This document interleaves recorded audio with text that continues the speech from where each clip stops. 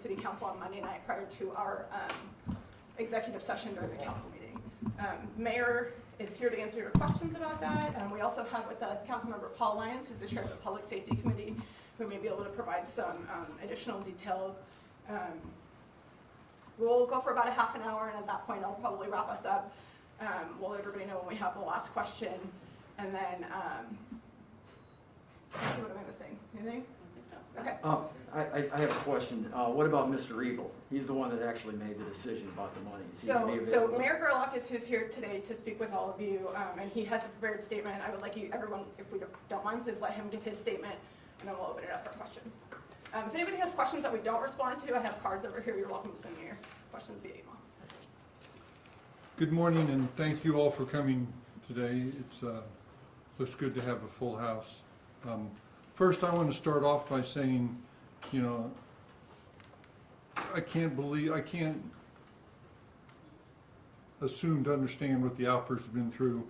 It's a devastating thing for a family to go through. I think about my kids or grandkids, and it would be devastating, and our thoughts and prayers are going out to them every day. You know, as public servants, we really can only do about three things when something like this happens. We need to listen we need to listen to the people that were affected, to our citizens.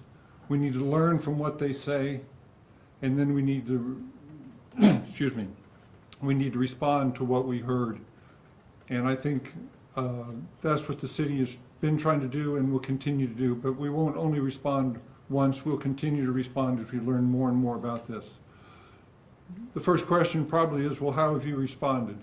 And I'd like to go over a number of things. First of all, the City Council's realized that mental health is a major issue within communities, all communities today, and we've started the Mental Health Task Force. The Mental Health Task Force has residents and experts on it, and I think it's already achieved a number of very good things, headed up by Chris Newland. In addition to the Mental Health Task Force, we've also added mental health co-responders from Johnson County. We've expanded that. The co-responders, 2 years ago, we had one co-responder. Starting next year, we've already authorized to have 3 co-responders total. So we've expanded that. In addition to the co-responders, we've heard that the officers need more crisis training. And so we've expanded the crisis training. Actually, the city manager has said that he will find funds to put every single police officer through CIT training. In addition to that, we will add another position of a full-time CIT to the team. So we are responding to that. In addition to that, we heard the response to resistance is important. And the chief has looked back at our response to resistance, and this is the policy that affects shooting at moving cars. And we've changed that policy twice since we've started to affect this. So those are some of the changes that we have made. We want to say thank you to Johnson County United, the Albers. They started this Johnson County United. They've been very helpful. A number of our citizens have been very helpful in this process going through, and we appreciate it. This is not something that any city wants to happen. But our goal now is to make sure we can make changes so this never happens again. I believe this morning all of you were furnished some information about the timeline on everything and when it happened. There is nothing that hasn't been discussed in this before, but what this was a summary of pulling it all together and letting you see the timeline of when things happened. So with that, I'll go ahead and open it up for questions. Yes? Sure. I've been speaking with the family, and they're concerned about the lack of transparency by the city. They were never told that there was a severance package. They were told that this officer resigned so quickly that he chose to leave for personal reasons. So I have a couple of things I'd appreciate if you could address. Did he approach the department, or did the department approach him about a severance? And why not release the paperwork regarding his severance? Did he sign a non-disclosure agreement? First of all, this is a personnel matter, so Right, but we you don't could be typically, more transparent. but we correct? don't typically release those. Sure, but this is a special circumstance, right? You've got all of us here because you want to be transparent. Yes. Did he sign a non-disclosure agreement? We went back and looked at trying to go back to your first question was, Who approached who? Did you guys approach the officer or did he approach you? Because the family is saying they were told he just resigned. okay, That's back, clearly not what happened. There was a deal worked out. back in June, April of 18, this was public information. Actually, Mr. Schmidt, who is a close family friend, requested it in open records, and he found out that there was an agreement. So that we assumed the family knew because he had requested over 100 different open agreements. So we assumed the family knew back in 18. The council was advised of this in June of 18, and then also the council was again advised in 20. So this was information that was out there. But originally, the chief of police said that this officer resigned. He resigned so quickly. I mean, that has been a You know, I think everybody has agreed that this officer couldn't continue to be an employee of the city and be an officer in Overland Park. This was a city manager's decision. The city manager makes these decisions, and he made the decision that this officer would no longer, after he decided no longer, he made the decision that the officer would be this would be worked out with the officer. If it was Did he his sign a decision, non- why I isn't just- he? Excuse me, non-disclosure. we're not gonna get out of control here. Do you mind addressing, is there a non-disclosure agreement with this officer? There was, part of the agreement with the officer was, there was some information that we could not let be known. But we worked with the officer's lawyer, and some of that information is been included in that information that we gave you. So could you just address, because I'm sure the mother is wanting to know why there's a non-disclosure agreement, why not be transparent? Because she declined a non-disclosure agreement. With her settlement, she felt like everything should be known, and that's something the parents have discussed. They want more transparency. Do you see where the family is coming from, where now it comes to light that this officer didn't just resign, he got a severance package, and now there's a non-disclosure agreement? To the family, that does not look good. Well, let's step back a little bit here. Let's Okay. step back at the agreement. There were 3 investigations done on this incident. Those 3, the first was by the DA. The second was by the Professional Standards Unit, and the third was by C-Post, which is the group that evaluate the service and the records of officers. All 3 of them said that he operated within his rights. So when those 3 were released, we really didn't have a way to fire him. So he could have, if we would have fired him, we wouldn't have had cause. And if we didn't have cause, he could sue us. He could also go back before our Civil Service Board and be reinstated. Well, that's the one thing we didn't want to happen. And that's why we negotiated to get the agreement signed by him to get him out. We did not want him as an officer, and we didn't want a chance to put him back on the street because the Civil Service Board wouldn't agree with us firing him. Why Mr. not Mayor, what release about, those? Why not release those Hey, do you think investigations? somebody else will get a question? in Well, here? because of course, but I'm just wanting him to fully answer that. You can go next. Do you want to know about the investigative reports? Did you release those? Because that's what the family's been saying. Well, first of all, the DA's report is the DA's. We don't have the right to release that one. The professional standards and the C-Post, I believe the C-Post has been, Meg, am I right? It was that one hasn't been released either. Those are reports that aren't ours, and we don't have the right to release the reports. Yes, Mr. Mayor, Andy. I'm curious, I mean, you mentioned that Bill Eagle was the one who made this decision. Why isn't he here answering the questions about it? Because he's the one who made it. You know, this is a press conference that I decided to hold. Bill's not here. Bill's, you know, this is about the meeting today and what I have, what was released to the council and now to you. And obviously, you know, one of the issues there is that you have some of the council folks that said that they were not aware of this negotiation that was going on at the time. And you've said differently. You said that there were multiple discussions about it. How did Mr. Evil come to you folks? Did you guys give him any kind of green light? You said it was his decision. Did he just do this on his own? You know, it's, first of all, it's his responsibility. We give him the responsibility to make these decisions. But after he made the decision, he did come to the council. And I'm kind of amazed that any council member would say they didn't know about it, because they were told. There was 8 of them at least. The 4 newest ones were not, but the 8 of us, and especially the ones that you work closely with, knew about this. And for them to say they didn't know about it, it's amazing, because they were sitting in the meetings that I was sitting in, and they heard about the severance agreement. Okay, they heard about it, but was that far enough after the fact that it was too late to do anything, or did they actually hear about it in a position where they could have had some say? That was in 18, as I mentioned. I believe April of 18 is when they heard about it.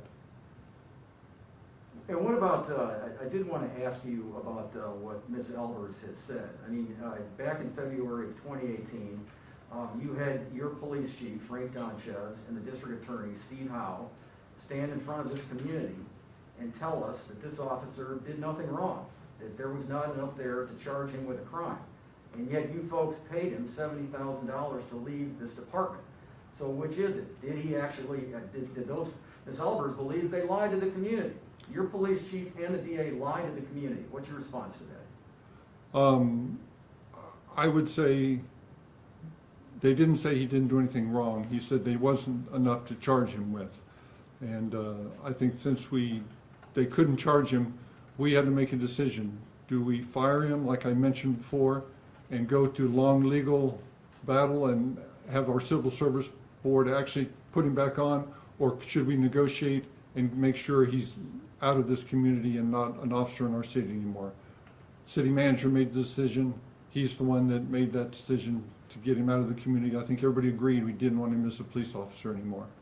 Do you agree with that decision that there was not enough there to I charge him? support the city manager. I haven't seen the reports that you're referring to, so I can't make a decision. I hate to speculate, but I agree that I support the city manager, because he's the one that has the responsibility to make these decisions. Should that shooting investigation be open to the public? It's not right now. The DA would be the one you need to ask. He's the one who does that evaluation. But would you support more transparency as the mayor? Would you I support if that became public? Do you think it should be public? Because obviously that's what the family's pushing for. You know, I think that's an issue that is going all around the country right now. There's a lot of cities are talking about that. I think that's a good discussion to have. We will follow what the legislature does. The legislature is the one who determines that. And I believe the chief has already said that he will follow the law that the legislature sets. I think there's a lot of people that need to be involved. Police officers, the families of victims need to be involved in that, because there's a lot of information in those reports. I have not seen reports, so I think we're going to just support what the chief has said. Mayor, what about giving that document, that binder to you folks, I mean, literally right before the meeting? You guys go into executive session, you didn't do this publicly. There are a lot of people, obviously, that were here Monday night that wanted to speak about this publicly. They were not allowed to do so. But you were given a binder literally at the night of the meeting. It's like 500 pages. How are you supposed to review that and talk intelligently about it in your executive session when you haven't had a chance to even look at it? It wasn't that complicated. Most of the people look through it. I think as you've gotten it, have you taken time to look through it yet? I don't know. But the information was out there. The 8 council members that were on the council 2 years ago have all heard all of this, had a chance to review all of this information. It was really for the 4 new ones. Are there any actual city policies that guide Mr. Evil or others about when it's okay to grant a severance like this, or was he just sort of all on his own? There are policies based on the amount that he can offer, and No, I mean on the conditions. What is there? no, that is, we have a city manager, council, mayor, form of government, and the city manager is in charge of personnel matters, because all the personnel respond to him, not to the council. given that, and given everything that's happened, is there a case to be made that maybe that needs to change, and maybe the city council needs to be more involved in setting policies or something like this? What's to prevent it from happening again? I would hesitate, because now all of a sudden you're gonna move politics into making personnel decisions. If the council gets involved and now you gotta play politics, I mean, I think we're seeing some of that right now with politics being played, saying they don't understand, they didn't know about these things. That's not true. I think it'd be interesting to ask, but, Well, if it's a policy though, and it's on the books, that's. the council can sure set policy and set direction for the city manager. But again, we have a number of policies that we set. Mayor, the way this deal worked out with Jennison, he did not lose his license, correct? I mean, he could go work in another community if another community decided they wanted to hire him. Is that right? I'm not all up on C-Post. Like I said, I haven't seen any of these reports. But that was, so I can't answer that question. The DA or C-Post would be the one that need to answer for you. Again, well, I did want to ask you about Monday's meeting too, because, I guess it was some time ago that you folks did pass some kind of ordinance allowing public comment at meetings. And it seems like, we've had meetings where there was maybe going to be public comment and there's not going to be. Why not just make it simple and allow public comment at every one of your council meetings? Why not have that availability? Because after all, this is an elected body, correct? first of all, yes, we did pass that. We are the only council in the metropolitan area that is still a committee-based form. So we give people the opportunity to, and we publish home phone numbers of all of our council members, of our committee chairs. People can bring things up to committee chair, and now the council has agreed to have public comment at our meetings. I am following the unanimous vote of the council, that's unanimous, that we will start these meetings after we come, the second meeting after we come back in person. We came back in person Monday. The next meeting, we're going to start public comment meetings. And so that was what the process that was set up. You know, can you run a news station if every time somebody wants to show up with 20 people and yell and scream? No. We have to run the city business, and we can't. We set a policy, we're going to run that, we're going to start it next time, and we're going to have 30 minutes dedicated to council meetings. At every meeting? It's every meeting, Paul, isn't it? Yep. There's obviously a difference between someone resigning, someone being fired, someone resigning under investigation. So how you report it to C-Post affects this officer's license, his peace officer's license. Did you report that he resigned, or did you report that he resigned under investigation? Again, I haven't seen the C-Post report. I wasn't part of that. I'd hate to speculate on what happened there. I appreciate that you're sitting here answering all of these difficult questions. Sure. Why not include the others in this press conference? Did you ask them to be here? No, we just decided that this would be the best because we really talked about the timeline of what we gave the council members on last Monday, and wanted to put it out that we want to be transparent, put all this information out for everybody. I know you're wanting to be transparent, but the devil is in the details, and it appears you don't have a lot of the details. Well, I wasn't part of it. I would say that you can sure ask others about that information, but again, we're trying to give you as much information as we can. You know, part of the transparency, I think you've got to understand, goes to 2 days after the shooting happened, we heard that there was going to be a lawsuit. And so based on that, a lot of communication shut down. We would like to have been more communicative with the Albers family, but when the Albers said there's a potential lawsuit, that was 2 days after we had to shut down communication.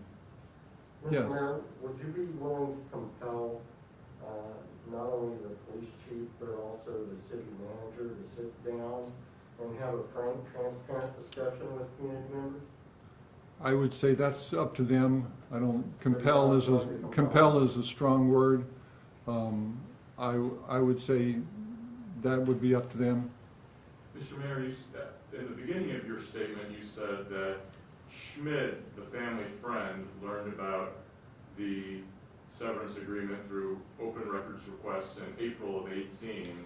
I think let me correct that. I believe it was July of 18. April of 18 is when the city manager first told the city council at a, Okay, and then you went on to say the council was briefed in June, and I was wondering, so you're saying it's the reverse? yeah. I can, well, am I correct that July is when Mr. Schmid received the response? And again, it's in the timeline that we've given you. Yeah, the timeline has the full details. You're basically talking the difference between the city manager alerting the council that the process was starting, the city manager alerting the council the process was being finalized, and then some open records requests that were in there as well. So the council did learn about it first? Yes. And then, I wanted to ask you, you talked about changes that have come about, and talking about policy being changed twice in regarding to shooting at a moving vehicle. Yes. The 3 investigations, revealed that there was no violation of policy, procedure, or the law, but had this revised policy been in place, the outcome would have been different, don't you think? I'd hate to speculate again. Well, that's the reason for revising the policy, I take it. I agree. And as a layman, I'm not a lawyer, and I don't know if you are, but when I read the policy and it says an officer can't use deadly force when the only threat against him is a moving vehicle, that was the only threat against this officer. Yes. And so. So was this a flawed policy to begin with, in your view? Again, I'm not that up on that. I'd hate to speculate, But it certainly seems to be flawed now. The fact that you changed it suggests that we didn't like the way it was. We've evaluated, I believe there's a national standard that has changed, and we've changed it to follow that national standard. So the policy in 18 was not in compliance with the national standard? Again, I don't know that. The national standard may have changed In that time? in that time frame. There's obviously a lot of discussion about these issues around the entire country right now. I just ask because I've heard Ms. Albers say that, the officer was not in the direct path of the minivan, clearly could have stepped away, and, there was no imminent threat to his life by a slow-moving vehicle backing out of the driveway.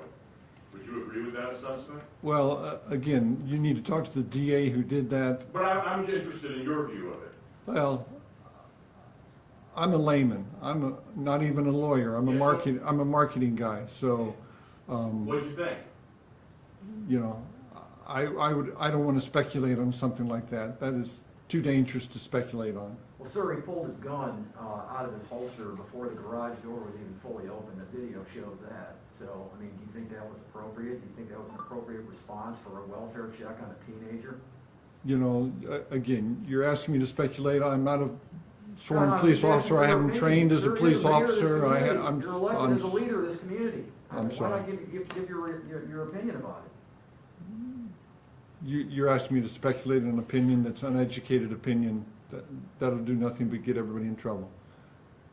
The city manager answers to the city council, to you all. So I'm curious, what have you told him? What kind of either advice or admonitions have you given Mr. Ebel about how this all turned out? I don't know. The council has backed Mr. Ebel in this process. He makes those policy decisions on personnel, and the council has supported him in this decision. But I'm talking about you personally. He and I haven't specifically talked about that. Mr. Mayor, was the change in the shooting and city vehicle policy a direct result of Albers' shooting? Yes, I would think it's the changes. I know it's changed twice. I don't know exactly what changed each one of those 2 times. Paul Lyons may have more information on that. Yeah, the first change was a relatively small change dealing with instructing officers to get out of the way of the vehicle if it's possible to get out of the way of the vehicle. And then the second change was a larger change to be more consistent with some international and national guidelines and standards that we adopted as a result of the police chief looking into those, how other communities handle it and what the recommendations are of some of these national organizations. So that's why it was changed the second time. Do you know, sir, was the policy then not inconsistent with those national guidelines at the time? No, I don't know that. I heard your question before. I don't know because I'm not that close enough to what the recommendations were by those national organizations prior to that whole time the incident occurred. But clearly, when you reviewed it, that's when it was discovered that maybe we should be in sync with the Well, to national. be clear, it's the police chief and his staff reviewed it. It's not in the domain of the Public Safety Committee to make, to vote on or make advice on the use of force policy of the city. And it was his staff and his organization that looked at what the national standards were, and they made the judgment that we needed to revise that particular part of the policy in order to make it more consistent with the national recommendation. That policy had been in place a long time before the current chief is here. It had been made by the previous chief. Douglas. I would just look at it as it's an evolutionary change. We'll continue to be looking at these types of things. You know, the discussion that's happening nationally about use of force. I would expect that there'll be additional recommendations that come out of that whole conversation nationally that will have an influence on us and will probably result in further changes to our use of force policy as we go. But I wonder, would it have been reviewed had not this tragedy occurred? I have no idea whether that would be true or not. It would take it, it would be unfortunate if it took a death for you to stay current with national standards. Well, I would say that our police go through policy issues all the time and continue to update them. So I would speculate, would it have happened timing-wise? I don't know, but they do go through continuously and update all their policies. Mr. Mayor, so as the documents say that he did resign for personal reasons, why did the city then pay that $70,000? Again, it was really the decision if we want to go into an instance like this with the officer. We could have gone into a long, drawn-out, legal, expensive battle, or came up with an agreement. We decided, the city manager, I should say, decided to because the officer was not wanted to stay on the force, and again, if we wouldn't have come up with an agreement, then he very well could have still been on the force today. Given what's happened, do you see, if something like this were to happen again, do you see that it would be any less likely that a severance of any kind would be offered? Again, that's a city manager question. I would say if we have to, that's a city manager question. I'd hate to give my opinion on that. Is he here? Can we go get him? He's not here. He's not here. Mark, if you want to send me that, I can see if he can provide some information. Sir, do you think, based on your knowledge of what happened here, do you believe that Officer Jensen should work in any other community? Because I guess based on the way things ended here, it would appear that he may still have that peace officer's license. Should he work anywhere else? Well, I'd say that's up to C-Post and, others that make that C-Post is the one that makes that evaluation, and I would, again, you're asking a layman. That's unfair to ask. Mr. Mayor, do you know why the Seacoast investigation closed without action? I don't. I have not seen any one of the three reports. We have time for one more question. Will there be any more documents released publicly? Are you expecting any other documents to come out? I don't believe so. I believe we've tried to pull all the documents into one place and furnish them all at one time. Well, thank you very much for coming out.